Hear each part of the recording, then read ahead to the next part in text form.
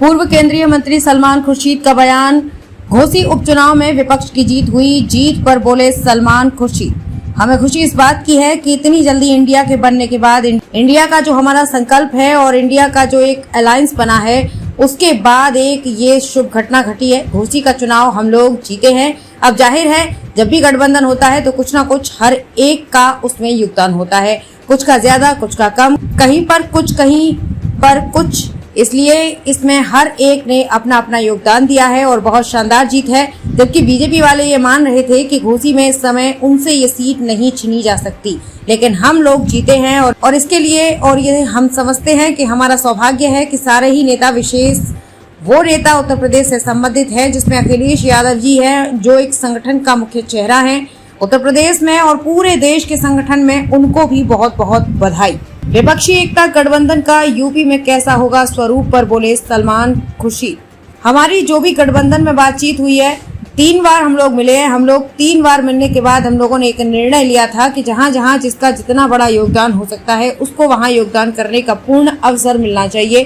हम पहले से ही 20, 25, 30, 40, 50 ना करें, क्योंकि वो एक अंधाधुंध बात करने की बात है। जमीन की पहचान करके और जो धरातल पर वास्तविकता है उसको सामने रखकर और ये मानकर कि हम सबको लेन देन करना होगा, कहीं पर ज्यादा कहीं पर कम, हमने ये सब स्वीकार किया है और इसकी विशेष बैठकें बहुत जल्द शुरू हो जाएंगी और आने वाले कुछ हफ्तों में पता चल जाएगा कि कौन कितनी सीटें कहां पर लड़ रहा है, कैसे लड़ रहा है।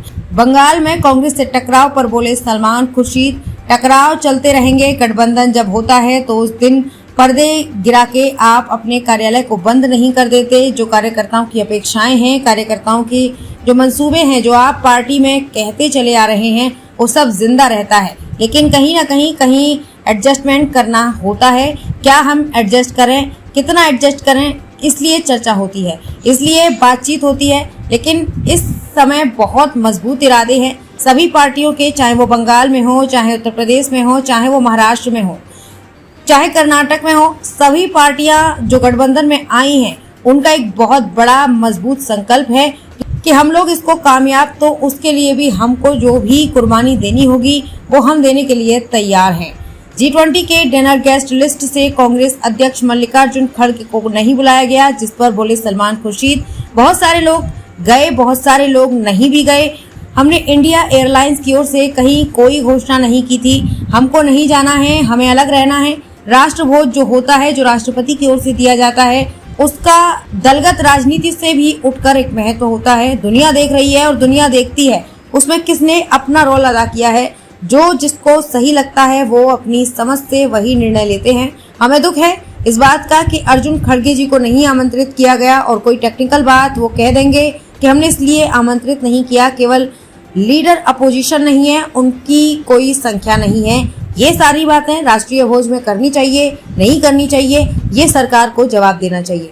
इंडिया गठबंधन में नेताओं द्वारा सनातनी धर्म को लेकर दिए जा रहे बयान पर सलमान खुर्शीद। ऐसा कुछ नहीं है कि सनातन धर्म के बारे में हम लोग जो जानकारी रखते हैं, जो हम लोग उत्तर भारत में हैं, हम लोग जो सनातन धर्म के बारे में जानकारी रखते हैं उसको हम बड़ी एक उदार मानते हैं। कभी कभी लोगों ने ये भी कहा कि हिंदू धर्म में क्या अंतर है, तो हमने हमेशा यही कहा है कि हिंदू धर्म जो है वो सनातन धर्म से ही उत्पन्न हुआ है। सनातन धर्म एक व्यापक धर्म है और इसमें कोई विरोधाभास नहीं हो सकता। लेकिन हमको ये भी मानना पड़ेगा कि हर धार्मिक व्यवस्था को सामाजिक व्यवस्था हो, उसमें बहुत सारी चीज जुड़ जाती है, समय समय पर जो उसका हिस्सा नहीं होती हैं।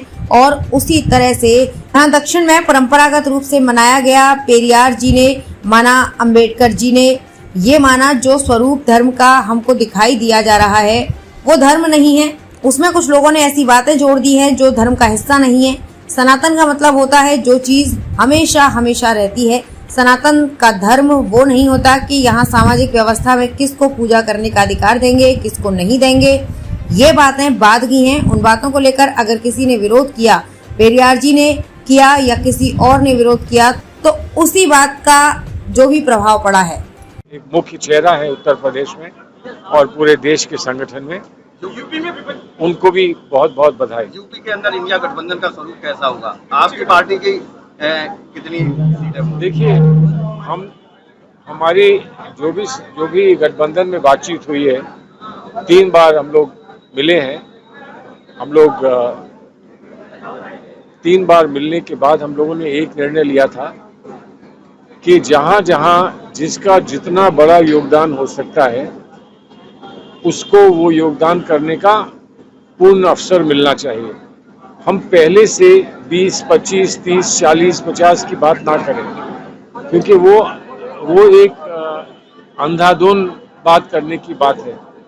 जमीन की पहचान करके और जो धरातल पर वास्तविकता है उसको सामने रखकर और ये मानकर कि हम सबको कुछ लेन देन करना होगा, कहीं पर कोई ज़्यादा कहीं पर कोई कम, हमने ये सब स्वीकार किया है और इसकी विशेष बैठकें अब बहुत जल्द शुरू हो जाएंगी और आने वाले कुछ हफ्तों में आपको पता चल जाएगा कि कौन कितनी सीटें कहाँ पर लड़ रहा है और कैसे लड़ रहा है। लेकिन बंगाल में ये फॉर्मूला नजर नहीं आ रहा है, सब तृणमूल जगह और कांग्रेस में ही टकराव चलते रहेंगे। देखिए, गठबंधन जब होता है तो आप उस दिन पर्दे गिरा के अपनी पार्टी के कार्यालय को बंद नहीं कर देते हैं। जो कार्यकर्ताओं की अपेक्षाएं हैं, कार्यकर्ताओं के जो मंसूबे हैं, जो आप पार्टी में कहते चले आ रहे हैं, वो सब जिंदा रहता है, लेकिन कहीं ना कहीं एडजस्टमेंट करना होता है। हम क्या एडजस्ट करें, कितना एडजस्ट करें, इसी के लिए तो चर्चा होती है, इसीलिए बातचीत होती है। लेकिन इस समय बहुत मजबूत इरादे हैं सभी पार्टियों के, चाहे वो बंगाल में हो, चाहे वो उत्तर प्रदेश में हो, चाहे वो महाराष्ट्र में हो, चाहे वो कर्नाटक में हो। सभी पार्टियां जो गठबंधन में आई हैं उनका एक बड़ा मजबूत संकल्प है कि हम लोग इसको कामयाब करेंगे और उसके लिए हमको जो भी कुर्बानी देनी होगी वो हम देने के लिए तैयार हैं। जी20 भी एक महत्व होता है। दुनिया देख रही है और दुनिया देखती है और उसमें देखती है कि हर एक ने क्या उसमें अपना रोल अदा किया है। तो जो जिसको सही लगता है वो अपनी समझ से वही निर्णय लेते हैं। हमें दुख है, अवश्य दुख है इस बात का कि खारगे जी को, मल्लिकार्जुन खड़गे जी को नहीं ना आमंत्रित किया गया। और कोई टेक्निकल बात वो कह देंगे कि इसलिए हमने आमंत्रित नहीं किया कि अभी वो लीडर ऑफ ऑपोजिशन नहीं है, कि आपकी संख्या नहीं है। ये सारी बातें राष्ट्रभोग में करनी चाहिए, नहीं करनी चाहिए, ये सरकार को इस पर अपना जवाब देना चाहिए। आजकल आपके इंडिया गठबंधन के कुछ नेता, खासतौर पे डीएमके, सनातन धर्म को लेकर लगातार टारगेट कर रहा है, उसको एक बीमारी बता रहा है। ऐसा कुछ नहीं है। मैं बताऊं, सनातन धर्म के बारे में हम लोग जो जानकारी रखते हैं, जो हम लोग उत्तर भारत में हैं, हम लोग जो जानकारी सनातन धर्म के बारे में रखते हैं उसको हम एक बड़ी उदार व्यवस्था मानते हैं। कभी कभी तो लोगों ने ये भी कहा कि सनातन धर्म और हिंदू धर्म में क्या अंतर है। तो हमने हमेशा यही कहा कि हिंदू धर्म जो है वो सनातन धर्म से ही उत्पन्न हुआ है। सनातन धर्म जो है एक व्यापक धर्म और इसमें कहीं कोई विरोधाभास नहीं हो सकता।